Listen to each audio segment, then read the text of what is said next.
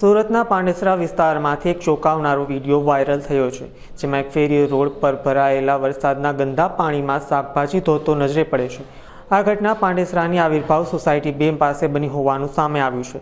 Viral થયેલા વિડીયોમાં સ્પષ્ટપણે જોઈ શકાય છે કે આ વ્યક્તિ રોડ પર ભરાયેલા કાદવવાળા અને દૂષિત પાણીમાં શાકભાજી ધોઈ રહ્યો છે। ત્યારબાદ તે જ શાકભાજી મહોલ્લામાં લોકોને વેચી રહ્યો છે, જે સીધી રીતે લોકોના સ્વાસ્થ્ય સાથે ચેડા સમાન છે। હવે ગંદા પાણીમાં ધોવાયેલા શાકભાજીના સેવનથી અનેક રોગો થવાનું જોખમ રહેલું છે। આ ઘટનાથી સ્થાનિક લોકોમાં રોષ જોવા મળી રહ્યો છે અને તંત્ર દ્વારા આવા બેજવાબદાર વેપારીઓ સામે કડક કાર્યવાહી કરવામાં આવે તેવી માંગ ઉઠી છે।